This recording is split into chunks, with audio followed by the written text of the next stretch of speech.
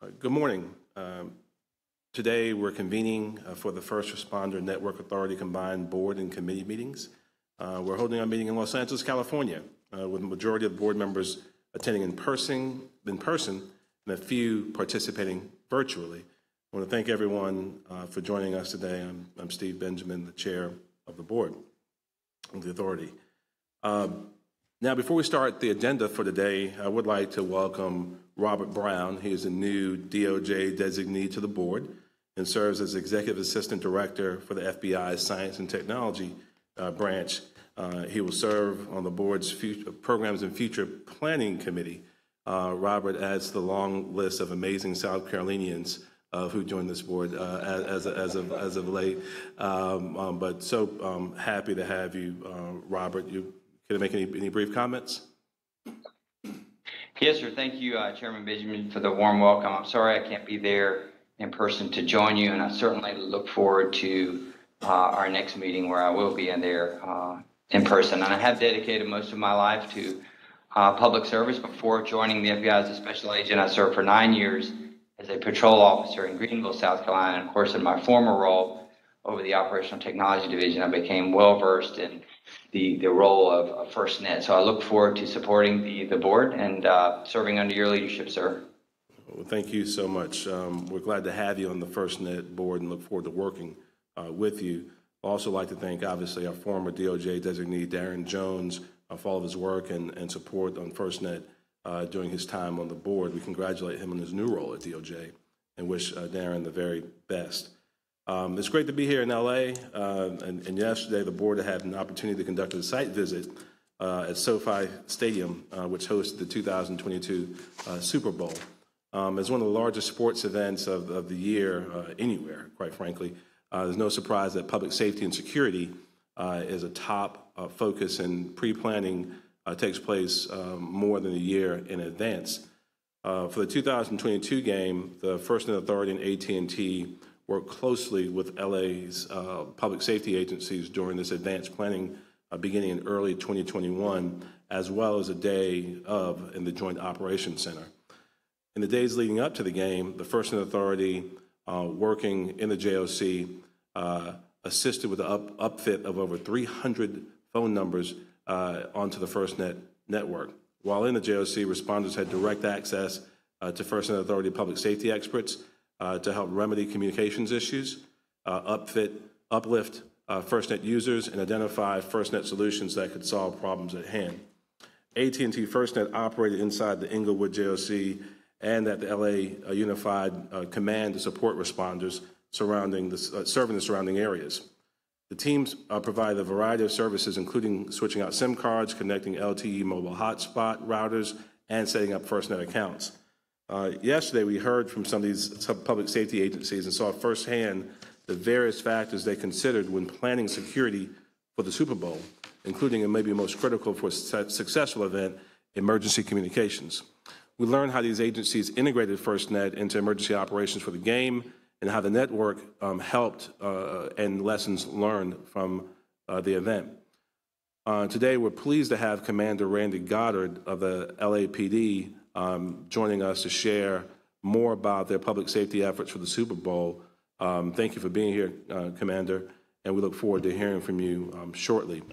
But first, let's turn to the business of today's quarterly board meeting. Today, we look ahead to a new fiscal year starting on October 1st. As is customary with the August board meeting, we'll consider the FirstNet Authority's fiscal year 2023 budget, including funding for the organization's operations and allocating resources for potential network investments. We'll also be highlighting our priorities for the coming year and taking stock of our accomplishments for the past year, which included an investment to improve indoor location for FirstNet. This is my first time going through the budget process as a chair, and I've been incredibly impressed with the processes and rigor that are in place to ensure that the organization continues to stay on task, on cost, and on time to achieve the many key milestones this year. I really want to thank the leadership team at the FirstNet Authority for the execution of fiscal year 22 and also the planning for fiscal year 23. We've developed a budget that's focused and is strategic. This budget funds exactly what we need in terms of operations, and that's important because every dollar we save on operations we can use for investments back into the network to improve services, coverage, and capabilities for network users. Public safety will continue to be the center of everything we do in the coming year, and this includes a robust stakeholder engagement strategy. And we need to budget for future investments in the network based on what public safety tells us is most important. Of course, we're also allocating resources to our people and our organization, the FirstNet Authority, and I'm looking forward to our discussions on the budget a little bit later.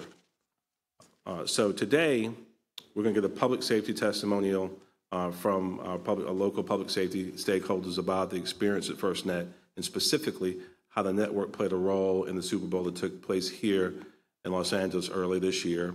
Receive a review of fiscal year 2022 and the information about fiscal year 2023 priorities from Acting CEO Lisa Casillas. Receive a Finance and Investment Committee update, vote on one committee resolution and one board resolution related to the fiscal year 23 budget. We're going to receive a PSAC, a Public Safety Advisory Committee update from our chair, Christopher Lombard. And we're also going to get advocacy and program and future planning committee updates. I'd like to ask our board secretary to call the roll for the board and confirm that each committee has a quorum. Madam Secretary, would you please call the roll and then read the conflicts of interest statement? All right, I'll mark you as present. Chair Benjamin. Richard Carrizo. Present. Robert Brown, Billy Bob Brown Jr. Present. Robert Brown. Present. Brian Crawford. Present. Alexandra Fernandez Navarro. Present. Kristen Graziano. Present. Billy Hughes. Present. Karima Holmes. Present. Peter Katujian. Present. Warren Mickens. Present. Sylvia Moyer. Present. Jocelyn Moore. Present. Paul Patrick. Present. Tia Patterson. Present. Mr. Chair, we do have a quorum for the board as well as for all 4 committees. Now I will read the conflicts statement. Prior to participating in the FirstNet Authority combined board and committees meeting today, the board members have reviewed the agenda as well as the conflict of interest guidance provided by the Ethics Law and Program Division of the Department of Commerce Office of General Counsel regarding the conflict of interest standards that apply to the board members. All board members have responded prior to today's meeting that they do not have a conflict and will not need to recuse themselves from participation in any portion of this meeting. Thank you.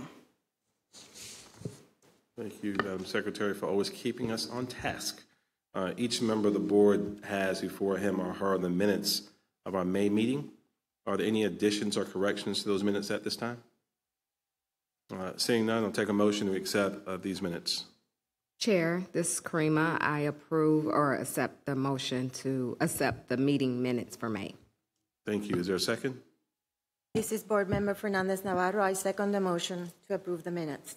Thank you. All in favor say aye. Aye. Opposed indicate by saying nay. Are there any abstentions? These May meeting minutes are accepted. Madam Secretary, please make the minutes available to the public following this meeting. We're going to start the public safety with the public safety testimonials. I'm going to turn this over to the Board Vice Chair, Rich Carrizo, and also the Advocacy Chair to introduce our guest. Thank you, Mr. Chairman. It gives me a great pleasure that I get to introduce this morning our public safety official that's here today to give us a little highlight of the FirstNet and what they're doing with it in LA. So I'll let him introduce himself a little bit further, but it does give me great honor to have Commander Randy Goddard of the Los Angeles Police Department. This morning he will be speaking to us on their department's FirstNet experience and recent implementation into FirstNet with all of their officers. At this point, I'll give the floor over to Commander Goddard, and thank you for being here again. Good morning, Vice Chair, Mr. Chair, and fellow board members. As stated, my name is Randy Goddard. I'm Commander with the Los Angeles Police Department. I have about 27 years of experience. My current assignment is the Assistant Commanding Officer for Information Technology Bureau, which is a bureau that essentially runs all of the technology, including the cellular devices for the LAPD. I would like to start by, welcoming you to the City of Angels, and hopefully you've enjoyed your stay here. I know it's a short one, and I wish you safe travels on your flights back home. I want to lay the foundation before I get into the Super Bowl of what LAPD's vision is for the future and how we connect cops with technology and why FirstNet is important to the LAPD. Technology really is something that we do to leverage the human resources that we have within our agencies throughout the United States. And right now, human resources are a great value, and they're hard to come by in public safety right now. So how can we take that technology to leverage that human resource so those officers can spend more time out in the communities, engaging the communities with community-oriented policing and engaging them with public trust? And where we are centric around is our smartphone devices.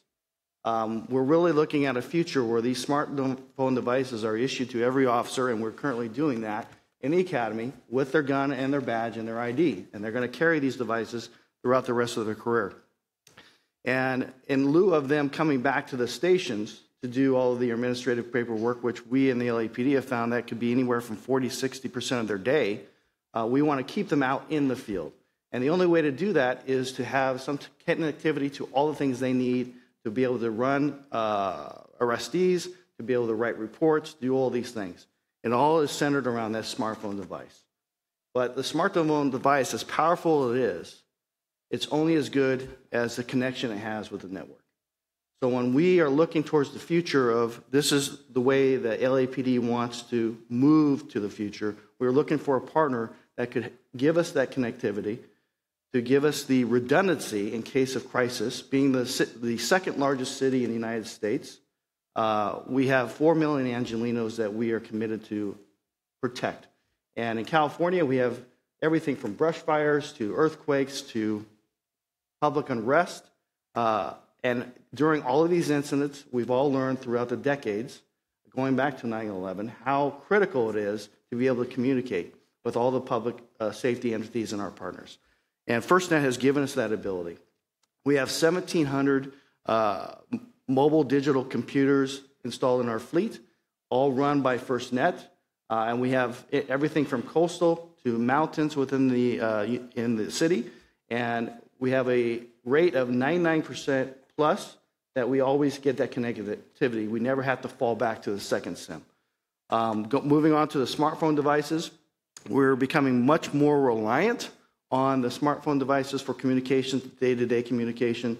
For example, in the Super Bowl with the command staff, we would use the land-based radios much less, where we would rely more on our text messaging and our cellular communications.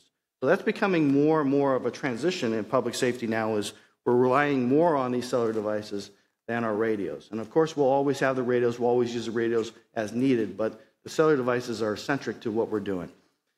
We recently deployed 7,000 iPhone 13 Max Pros to officers in the field. And again, they're starting to use these as their entry point to everything they do. It's their office. And we would like to see a time, and we're moving towards that we would take those mobile digital computers outside of the vehicles, and the only thing they would have would be this device with them, and they would plug it into their vehicle, use CarPlay, use these various things to create that vehicle into essentially everything they need using that smartphone device. So that's the future. We're working with vendors to do that, but again, we would not be able to do that if we didn't have reliable connectivity with the speeds that we need to get the job done. And we have that, and we're very satisfied. Moving on to the Super Bowl, huge event, like Mr. Chair had said, huge event. And leading up to the Super Bowl in the city of Los Angeles, we had the NFL Experience, which was 2 weeks. Game day was 1 day, but in Los Angeles, we had 2 weeks of event leading up to the game. And we had hundreds of thousands of people visit the LA Live downtown area to experience the NFL Experience. We had a huge deployment of resources in the thousands of officers deployed for this experience. And again, every officer that was out there was deployed with a smartphone device. We're able to see where officers are through some of our applications that we have, using the connectivity to see where they are, to be able to track our resources if needed. And AT&T's partnership with us, because we did get kind of behind the game in the planning process, it came up on us really quick. And I was amazed at the ability for AT&T to move and get things done in a very short amount of time. For example, we chose to have our unified command post at our Legion Park Academy, which is not built for a command post, but based upon where the venue was at LA Live, it was far enough away where we weren't interfere with the actual incident, but close enough away where we could have resources standing by at Dodger Stadium to respond if necessary. But the infrastructure at the academy did not support what we needed for a command post. We didn't have any cellular connectivity at the time. We lacked the internet speeds that we needed. So ultimately, working with AT&T and our partners, we were able to get a 1 gig fiber optic line into the academy. They installed all new infrastructure within the classrooms and everywhere we were to be able to support the cellular connectivity and the download speeds that we needed to run that command post with us and all of our partners, federal partners and county partners. They also were able to deploy 8 assets for this specific event. Obviously, we saw the wonderful speeds at the SoFi Stadium last night. I was very impressed at the almost 400 megabits per second download speeds using my cellular phone. It really blew me out of the water, but that was something that AT&T was able to facilitate. At our police academy, we deployed a satellite Colt on hot standby. We also had additional Colt at Dodger Stadium, which was our staging area for backup. This was in case something did happen at the venue at LA Live or anywhere in the city of Los Angeles, and we lost communications, that we would be able to deploy these devices, these Colts, rapidly and get communications up and running again. So we wanted that redundancy when we wanted those backups. They also deployed a FirstNet emergency vehicle at the police academy, and then ultimately moved it to Morningside High School on game day. At the actual venue at LA Live, they were deployed 2 satellite trailers, one at the top level of the convention center parking lot, and then also one working with the businesses in the area. There was a hotel that had a very good vantage point that they were able to negotiate with that hotel to get another satellite trailer deployed at the hotel. All of these were backup redundancies because the infrastructure in the downtown area for FirstNet is amazing. We have plenty of connectivity on a day-to-day basis, but in this particular circumstance, when we had that many people and this was a worldwide event, we wanted to make sure that if something were to happen, we had layers of backups to keep us connected. So that's a quick overview of some of the things that we did to prepare for the Super Bowl and the reasonings why we have FirstNet built with AT&T, and just our thanks from LAPD for the FirstNet Authority of being that oversight board to be able to keep public safety connected. It is incredibly important. I think the FirstNet Authority role is important, and the relationship that we have with the authority and with our partners at AT&T is phenomenal, and we look forward to nothing but great things in the future. Great. I think we have a few questions from some of our board members, or I'll open it up. Thanks, Chief Crizzo. Commander Goddard, thank you so much for being here and for sharing with us yesterday as well. Could you just describe for me briefly what your overall experience has been with FirstNet? So, just to put it in context, I've been in operations 26 years of my 27 years. I've been in the IT world for a year, and it is very challenging. I will take operations any day over IT, and I deal with a lot of vendors in my role. And I have found that a lot of vendors aren't very responsive to our needs as a customer. And being a public safety agency and not a private entity, there's sometimes we don't have a lot of things that we can do. But I will tell you, to answer your question, sir, with AT&T and FirstNet, it has been my best relationship with any vendor, because any need that we have, whether it be a simple need at my office where my office is placed in the building, I needed a booster. The booster was installed the next day. Whether it's our chief of staff for the Los Angeles Police Department, at his home, he needs a little bit more connectivity. The booster was installed at his home.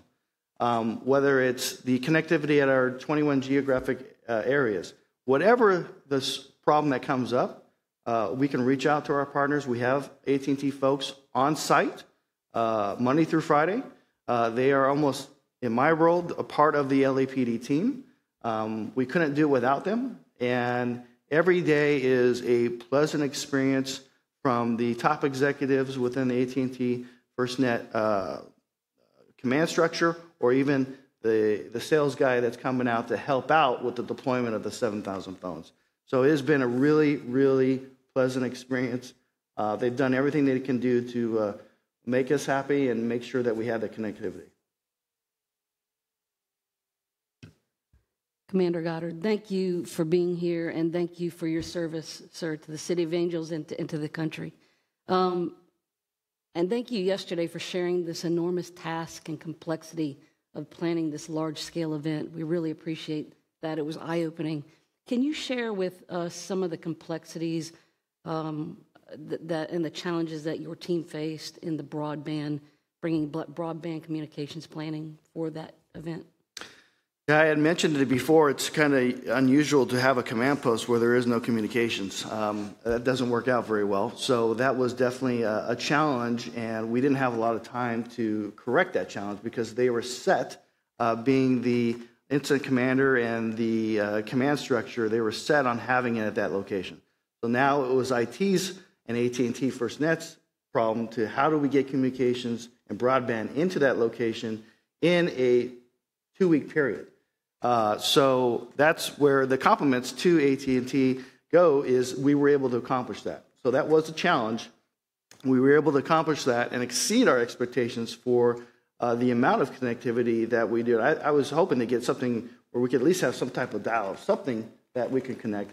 But again, the speeds that we're seeing up there now with that new infrastructure is quite amazing, and allowed us to run 150 people in this command post, and everybody was able, with their computers and their smartphones and everything, to not drop a call, to get the emails and get the communication out they needed. So that was a challenge, but we were able to overcome that through that partnership. Commander Goddard, you are uniquely positioned to give us insight as you reflect on this experience that you had. Is there a key takeaway from this event that will aid in the planning of the next large-scale event that you can provide for all of us? Yeah, I think the planning P of the NIM system is incredibly important. I think earlier on that you get into that planning, the more successful you're going to be. And we heard it yesterday, from Mr. Harder, that Inglewood experienced something similar to us, where they were deploying phones very close to the actual event.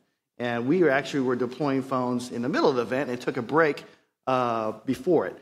So I would say learning from this is earlier we can get the planning going and working with our partners, all of our partners, and all getting on the same page and making sure that the tasks are getting done in the time that we need is definitely a lesson learned, so that we can have all that infrastructure and not have to worry about the technology side of things when we're really trying to make sure we're planning it for a huge event. We got the Olympics coming up. We got a lot of big things coming up in Los Angeles. So these lessons learned we'll be able to take and have all the things that we need as far as technology and the cellular broadband in place before we get to those events. Thank you very much, and thank you for your service. Commander, I truly appreciate you being here this morning, and I know on behalf of the whole board, we do appreciate everything you did yesterday in our tour. It was phenomenal, and we hope that the authority and the Los Angeles Fire Department, I'm so used to fire departments, I apologize. No problem. Don't Los Angeles Police Department and our partnership continue long, and we can help whatever we can. So thank you for being here again. No problem. Appreciate Thank you. My pleasure. That was intentional, Commander. It was. We do need firefighters. They're important too. I won't even go there. Thanks again, Rich and Commander Goddard. Thank you for the incredible hospitality and the opportunity to learn here. We as the board always appreciate when we hear directly from public safety and engage with you about the great work that you do every single day and the way that the FirstNet network supports you. We're now going to get a review of the fiscal year 2022 accomplishments and the explanation of what the priorities for next year will be from our acting CEO, Lisa Casillas. Thank you, Mr. Chairman. Fiscal year 22 was another year of significant progress for the network, for public safety, and of course for our organization, the FirstNet Authority. It is worth highlighting that this year marked the 10th anniversary of the FirstNet Authority's creation. The FirstNet Authority team is pleased where we are in this phase of the project and how far we have come. There are now 3.7 million connections on the network, and more than 95% of public safety's Band 14 spectrum has been deployed nationwide. And nearly 22,000 agencies are using FirstNet for daily operations and responding to emergencies. But we recognize that we are not done yet. FirstNet must continue to evolve and grow based on the needs of public safety, and that is why this meeting is so critical to the future of the network and the FirstNet Authority. I also want to highlight our organization's ability to adapt and remain focused on execution this past year. We spent about half of the year fully remote and started returning to the office this past April. We also resumed a more robust engagement program with public safety in the field face-to-face. We were innovative in our virtual engagements over the past 2 years, but nothing can replace the collaborative impact from having in-person work and face-to-face meetings. And we did engage that yesterday in having our tour of the SoFi Stadium. That really was much more critical to do something like that face-to-face and learn more about how FirstNet was implemented and any improvements that we need to look at and make. I want to thank public safety for continuing to participate and engage with us through webinars, virtual meetings, and other avenues during this pandemic. It has enabled us to keep the momentum and ensure their voice in the network. I would also like to thank the board for your ongoing support and in providing the resources we needed to be successful in these areas. In evolving the network, enhancing FirstNet continues to be a top priority for the FirstNet Authority, and we did so this year by directing investments to improve indoor coverage on the network. This is a top need for public safety, and we are pleased to be addressing that need through our most recent investment. And working with public safety, it was another year of growth for the network, both in terms of adoption and the delivery of new services to public safety. As I noted, FirstNet's Band 14 spectrum is now more than 95% built out, and connections and agencies using FirstNet have grown significantly over the past year. We also saw the introduction on a new mission-critical push-to-talk solution that is bringing greater situational awareness to FirstNet users. And then driving the future. As I mentioned earlier, we wouldn't be here today without the ongoing coordination, support, and feedback from our public safety stakeholders. Despite being virtual for a portion of the year, the team managed to hold more than 1,500 engagements with stakeholders, and this has helped us guide improvements to the network and understand their operational needs during events like wildfires and other disasters. I'd also like to take this moment to thank our staff for being resilient during the past 2 years, being creative, and being really dedicated to the FirstNet mission. We've really accomplished a lot, and that is due to the dedication of all of our staff members. I just want to cover our FY23 priorities and spend a little time to discuss what's up for us in the next fiscal year and the priority areas we're focusing on. Our mission is to oversee the deployment of the nationwide public safety broadband network, and we are currently in year 5 of the initial 5-year build-out of Band 14. Our focus will be on the work needed in this year ahead, while also preparing to move from an initial build-out to future enhancements of the network, because FirstNet must and will continue to advance for public safety. In the next fiscal year, we will further strengthen our stakeholder engagement programs through our market engagement team with a targeted campaign-based approach for each public safety discipline. This effort will help us further understand the emergency communications needs of our end users and FirstNet network and support public safety's FirstNet experience for the biggest and most effective impact to their operations. We also remain laser-focused on directing planning and investment dollars to advance the network based on our roadmap, what public safety tells us is most needed for FirstNet, and understanding top industry trends for evolving mission-critical broadband technologies. Regarding our organizational health, one of our top FY23 priorities is to ensure the renewal of the Federal Communications Commission license. We look forward to moving out on these priorities in the months ahead and working together with the board and public safety to accomplish our goals and ensure FirstNet's continued success. That concludes the review of last year's fiscal year's accomplishments and the upcoming fiscal year priorities, and I'll turn this back over to you, Chair Benjamin. Well, thank you, Lisa. Really thankful to the FirstNet team for all that we were able to accomplish last fiscal year, and looking forward to keeping the same momentum going into the upcoming fiscal year. We're now going to get an update from the Finance and Investment Committee and vote on a resolution supporting the fiscal year 2023 budget. I'll give the floor to our great chairman, Brian Crawford, chair of the Finance and Investment Committee. Thank you, Chairman Benjamin. I want to, first of all, thank the members of the Finance Committee for their diligent work during the current fiscal year, monitoring and reviewing the FirstNet Authority's financial execution and its planning and budget development for fiscal year 2023. The FirstNet Authority is more than 3/4 of the way through fiscal year 2022, and Kim and her finance team have provided the financial details necessary to track current operations. The authority is on very sound financial footing and is financially well positioned as we approach the next fiscal year. The authority's financial execution during the current fiscal year has been well within the boundaries of the FY 2022 budget approved by this board. This focus on spending only what's needed to achieve mission goals is forecast to produce an underburn balance at fiscal year end, which will then be available for future year investments benefiting public safety. Another positive outcome will be that the authority will end fiscal year 2022 with cumulative administrative expenses below the cap mandated by the authority's established legislation. And in fiscal year 2023, budget provides the operational necessities for confirming contractual deliverables from AT&T as the national public safety broadband reaches final operating capacity in the next fiscal year, and for the balance of the necessary missions support operations, public safety entities engagement, and reinvestment program activities necessary to achieve the authority's goals and objectives.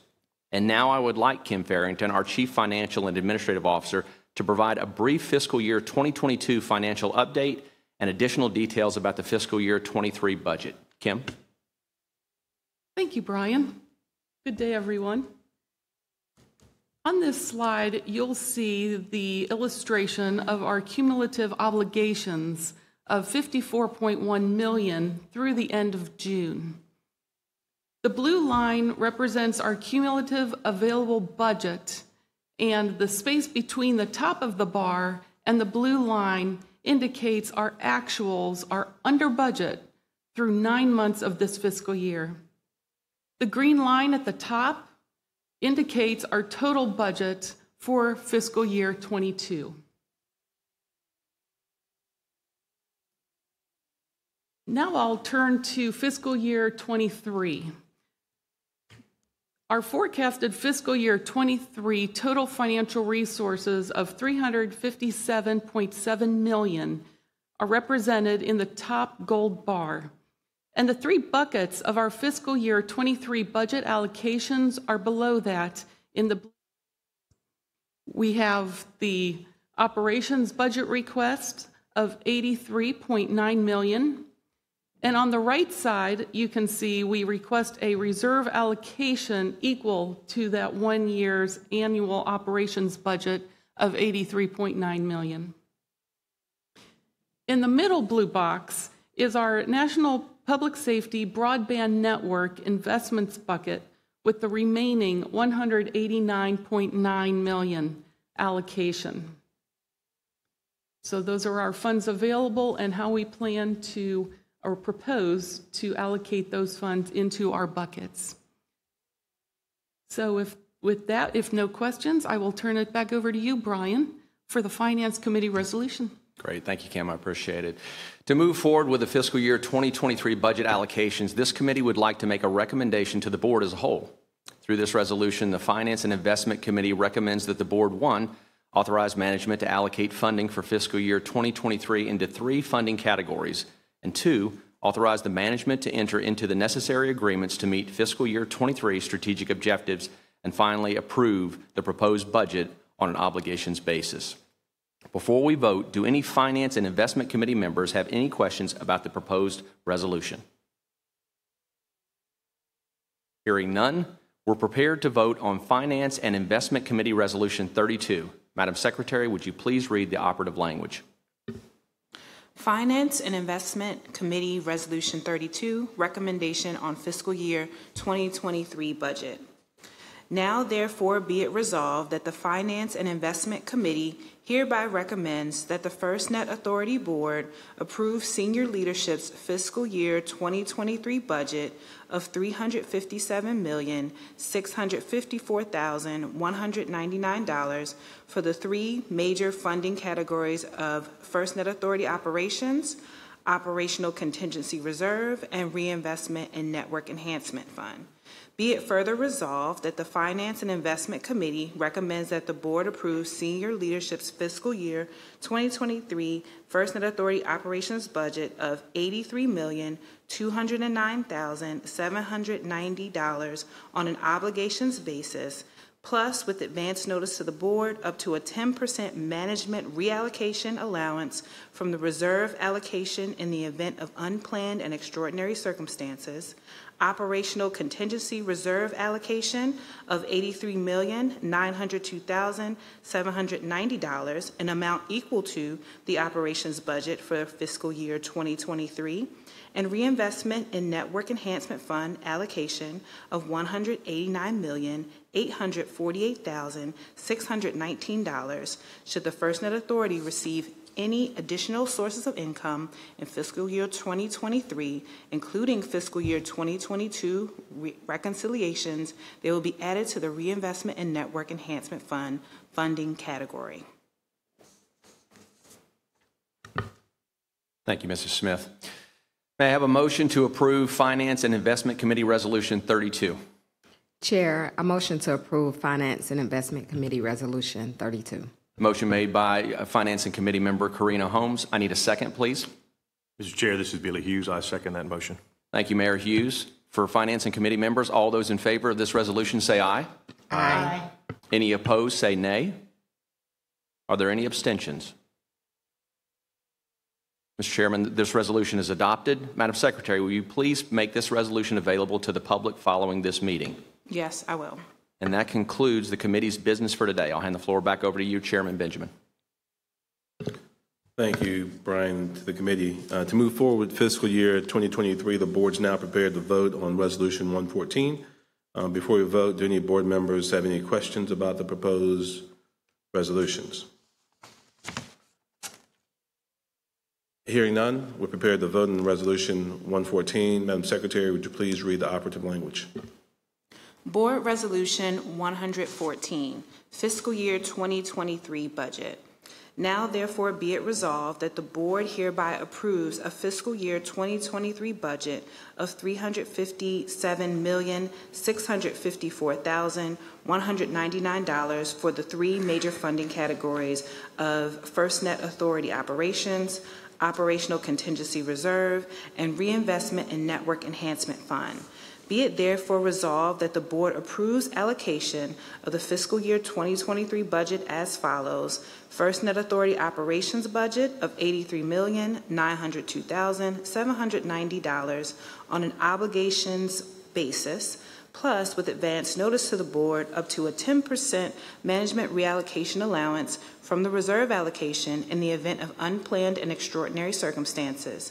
Operational Contingency Reserve allocation of $83,902,790, an amount equal to the operations budget for fiscal year 2023, and Reinvestment and Network Enhancement Fund allocation of $189,848,619 on an obligations basis. Should the FirstNet Authority receive any additional sources of income in fiscal year 2023, including fiscal year 2022 reconciliations, they will be added to the Reinvestment and Network Enhancement Fund funding category.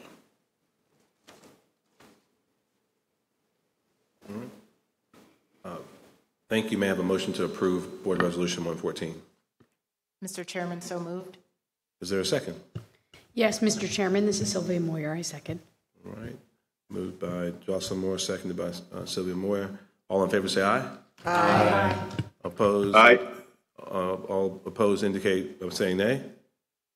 Are there any abstentions? All right, the resolution is adopted. Madam Secretary, please make the resolution available to the public following this meeting. Yes, I will. Thank you so much. Thank you. Now we'll get an update on the Public Safety Advisory Committee from the PSAC Chair, Chris Lombard. Chief. Good morning, Mr. Chair. Thank you so much for the opportunity to speak to you. I'm so sorry that I can't be with you there today. I was down supporting some of our PSAC members. I was at the APCO conference down there last week, and next week I'll be in San Antonio with the International Association of Fire Chiefs. If I had been with you this week, you would have had to address Mrs. Lombard. Good morning. Again, it's great to see everybody, and thank you to the FirstNet Authority and board members for having me virtually today. Like I said, it was my pleasure to see many of you at APCO last week. The FirstNet track was well attended, and I enjoyed being on several panels. I have just a few quick updates on the PSAC for the board today. Since our last board meeting, the PSAC held a virtual business meeting in May with many of the EC members together in Boulder. We appreciated AT&T leadership taking the time to run through the new network updates and discuss some of their ROG deployments, which continue out here in the West. The MEO leadership time also introduced us to the discipline campaigns, a new way to engage public safety around the FirstNet network and their broadband communications needs. Then, last month, the PSAC gathered again to hear more in-depth plans on these campaigns and how the PSAC members themselves will be involved, working with the senior public safety advisors and team. We're excited to be so connected to the outreach and education work on the FirstNet Authority and really look forward to more targeted and in-depth interactions in the coming months. The last update here is that we have 2 new PSAC members as of late. Dr. Heseden Smith of Charlottesville Fire is representing the National EMS Management Association, and Darren Jones, the new DOJ FBI rep, and a name very familiar to all of us. We're glad that we were able to retain him in the work that he's been doing. We're glad to have both new members on board and appreciate, again, Darren's willingness to continue to be so involved in the FirstNet, the FirstNet Authority work. Some future PSAC work. There are a few upcoming PSAC engagements I'd like to highlight as well. Our tribal working group had to reschedule their summer meeting to this fall due to the delegates' emergency management and response work in June. We're looking forward to seeing them at the Boulder Lab in the week of November 7th later this year.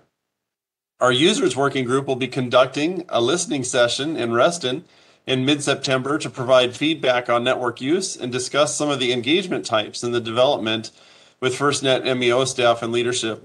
And lastly, we're planning our first in-person full PSAC meeting in quite a while in conjunction with the next board meeting in November in Washington, D.C. I'm really looking forward to being there with all of you in just a few months. In closing, again, sorry I couldn't be there. Vice Chair Carrizo, we could have formed our fire caucus. But in light of that, if there are no questions, I conclude my update and I'll turn the floor back over to you, Chair Benjamin. Sure.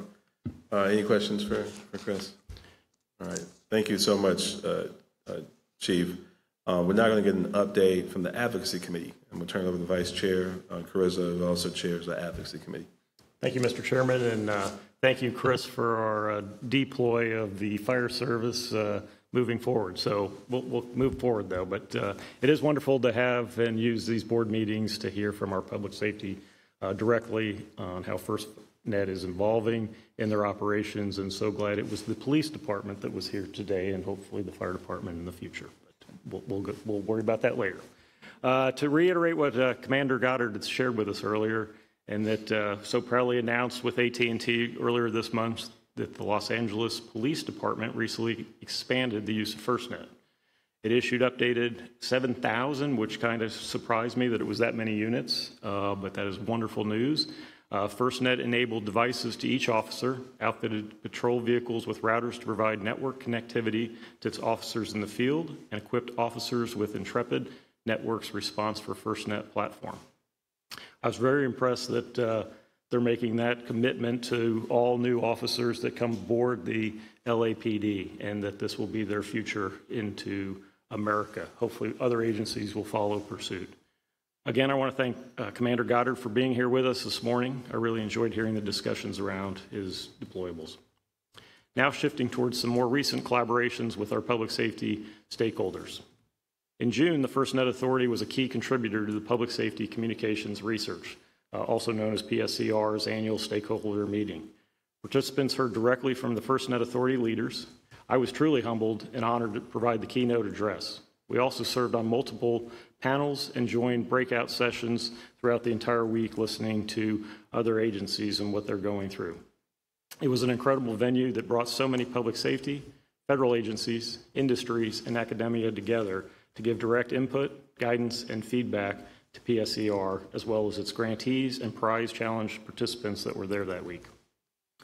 Also in June, our own Paul Patrick attended the National Association State EMS Officials annual meeting in Charleston, South Carolina. He had several opportunities to provide an overview of the FirstNet Authority and network elevation, including he attended the Founders Lunch and Highway Incident and Transportation Subcommittee meeting. We're also pleased to have Acting CEO Lisa Casilla and Senior Director of Roadmap Brian Hobson attend and represent the FirstNet Authority at the Critical Communications World in Vienna in June. This event was hosted by the TCCA, and it's an opportunity to continue sharing our lessons learned on developing public safety broadband with other nations that are either pursuing broadband network for their first responders or considering a deployment.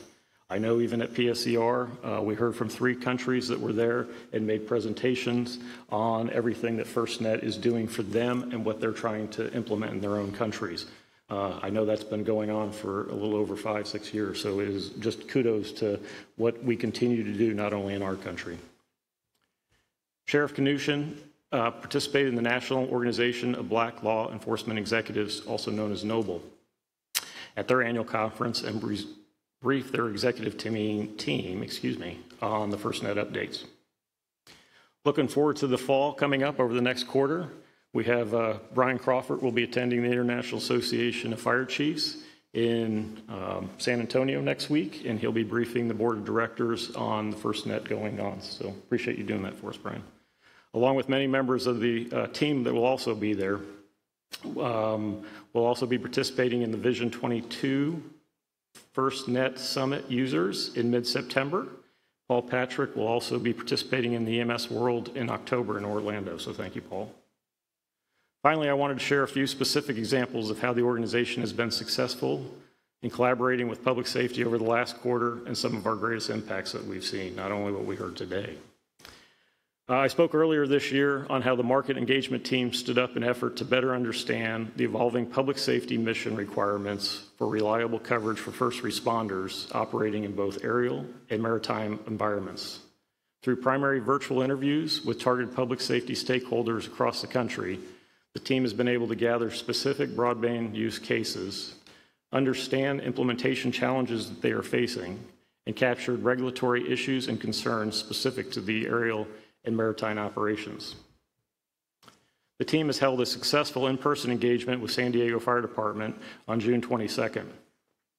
They learned about their aviation assets and how they help with firefighting, rescue, search, command and control, among other operations that they do.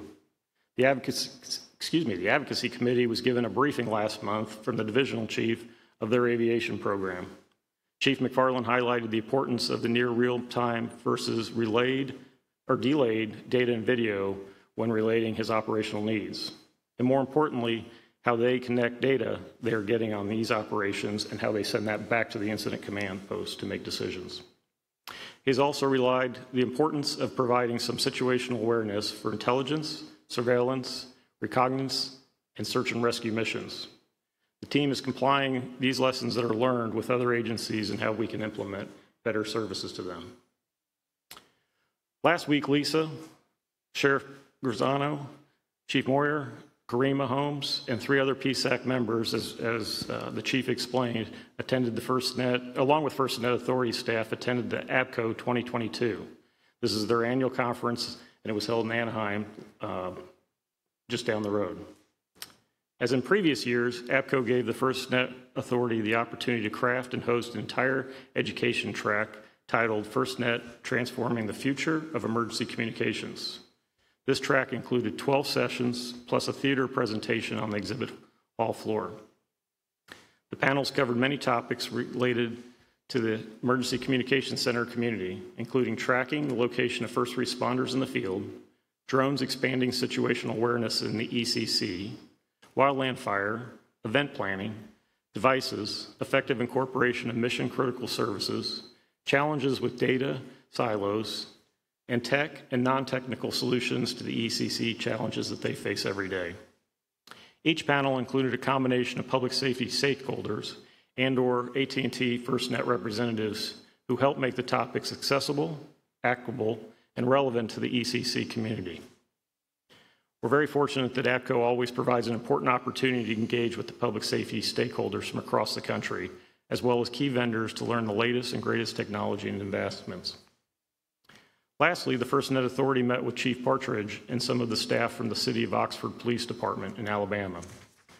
We, along with AT&T FirstNet, wanted to learn more about their operations and technology use for their daily missions. This agency is a very progressive agency when it comes to the use of all forms of technology, and they consider FirstNet a key factor in being able to operationalize the remote equipment they have deployed throughout their day-to-day operations. They continually use a wide range of detection and investigative devices through their jurisdictions that are controlled or viewed in a real-time crime center, which is currently connected to about 40 agencies across their region, and that number is continuing to grow as they add. Something else I'd like to talk about on the Oxford Police Department. The department is proud, and they are one of the first users in Alabama to purchase a compact rapid deployable for only their agency. We met with members of the police department's flight crew for the Aviation and Maritime Project, as I mentioned previously, and are collecting data from them. Mr. Chair, that concludes my update, and I'll turn it back over to you. Thank you.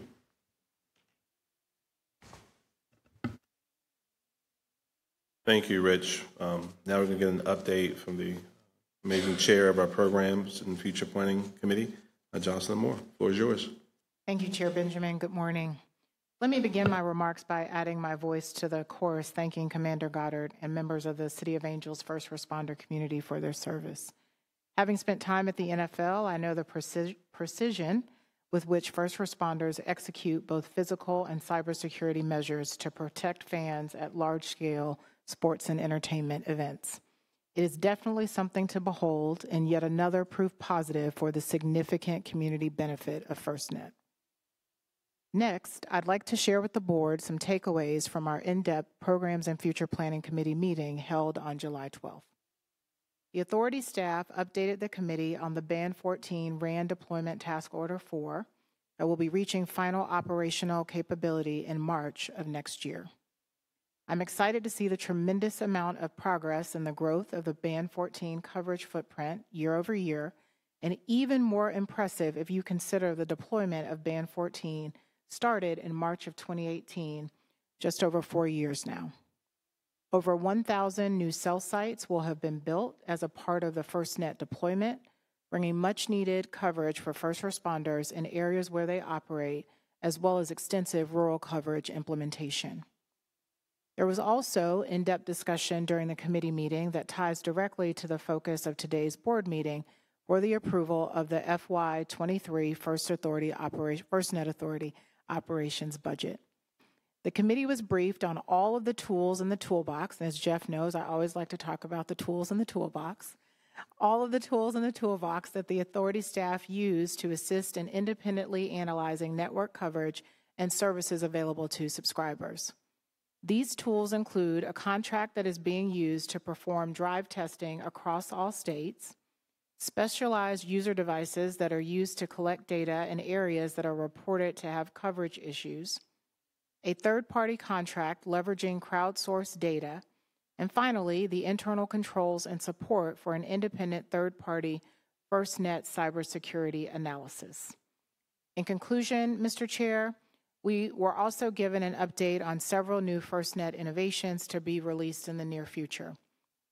These innovations will continue the integration of land mobile radio to FirstNet, as well as FirstNet push-to-talk broadband device that is now being demonstrated in several agencies. I'll now turn this over to Jeff Bratcher, our Chief Network and Technology Officer, to provide an in-depth report on recent progress and milestones. Next slide, please. Jeff. Thank you, Committee Chairwoman Moore, for asking me to present the quarterly FirstNet Network status update to the board today. We're pleased to report that the adoption and use of public safety responders by their network, FirstNet, built with AT&T, continued to grow this past quarter. Based upon AT&T's most recently quarterly earnings report, This slide reflects numbers announced at the end of the second quarter of 2022. As Lisa Casillas mentioned earlier, we are pleased to share with the board that the FirstNet network is now providing dedicated wireless service to more than 3.7 million public safety device connections across more than 21,000 public safety agencies and organizations across all 56 states and territories. It was very exciting to hear directly from Commander Goddard that the LAPD now has over 7,000 plus smartphone connections on the FirstNet network. And it's extremely rewarding to see firsthand how FirstNet is being used at SoFi Stadium here locally.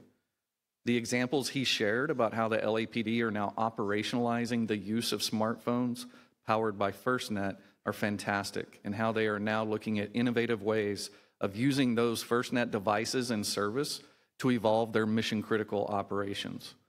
The growth in the FirstNet-ready devices and application catalog continues at a steady pace, and as you mentioned, we're closing in on our final operational capability for Task Order 4, which is scheduled in March of 2023. We're beyond that 95% metric of proposed coverage from AT&T and are excited to see that closing in.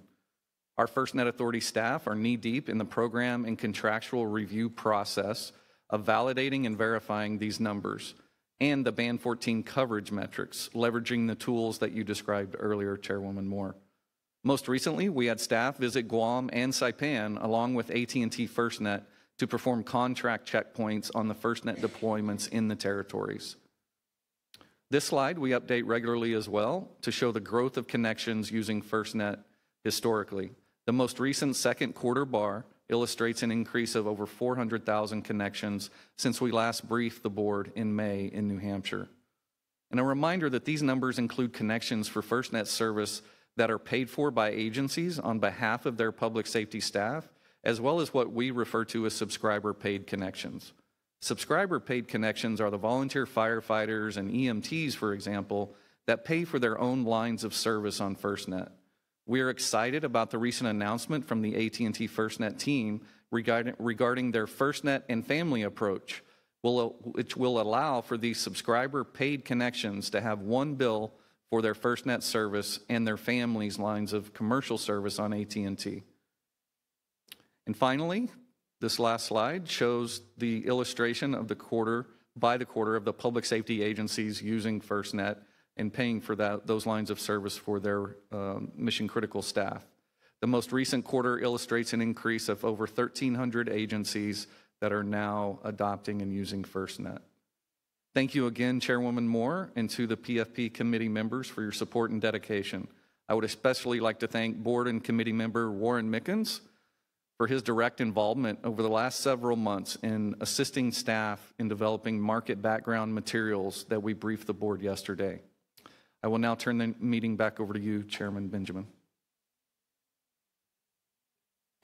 That is an amazing presentation that makes it clear that we are fulfilling our mission to build, deploy, operate, maintain, and upgrade a nationwide interoperable public safety broadband network, and we are just getting started. It's amazing. It really is. And I want to thank everyone for the incredible leadership here. Thank you, Chairwoman Moore, and Jeff, just for your great leadership. That concludes our business for the board today. Before turning it over to Acting CEO Lisa Casillas to close us out, I again want to thank Commander Goddard for joining us today. We had Sergeant LeGreek also showing us around yesterday, doing a fantastic job at SoFi, and always want to thank PSAC Chair Chris Lombard for his leadership and leadership of the PSAC, always keeping us on mission, which is serving the needs of the men and women who keep us safe every single day. Thank you for being willing to share your insights with this board. It's invaluable to us as we seek to improve this network through our partnership with our partner, AT&T. I'll hand this over to Lisa for her to say a few words. Great. Thank you, Chairman. Just a quick note before we conclude today. We are currently working with a recruitment firm to conduct a search for candidates for the FirstNet Authority CEO position. An informational website on the position will soon be available to the public and available via firstnet.gov and other communication channels. followed by a posting on USA Jobs. Please stay tuned for this information. We will share it far and wide once it's available. As we have demonstrated by the board meeting today, it's really an exciting and innovative time to be part of the FirstNet Authority and the FirstNet mission. And we look forward to the important work ahead in the next fiscal year as we seek to advance FirstNet for and with our public safety stakeholders. Thank you. Thank you, Lisa. I would like the record to reflect that we're on time and under budget on wrapping up this meeting. So if we're now prepared to adjourn this meeting, may we have a motion to adjourn? Mr. Chair, Paul Patrick, I move that we adjourn. Is there a second? This is Board Member Billy Bob Brown, Jr. I second the motion. Thank you so much. Is all in favor say aye? Aye. Aye. Opposed? All right. Any abstentions? Thank you again to everyone who participated in the combined board and committees meeting, and the audience who joined us over WebEx, and to all the amazing staff who made all this come together and possible, and the tech team in the back of the room too. Thank you so much. May God bless you. This meeting is now adjourned. Thank you, Mr. Chairman.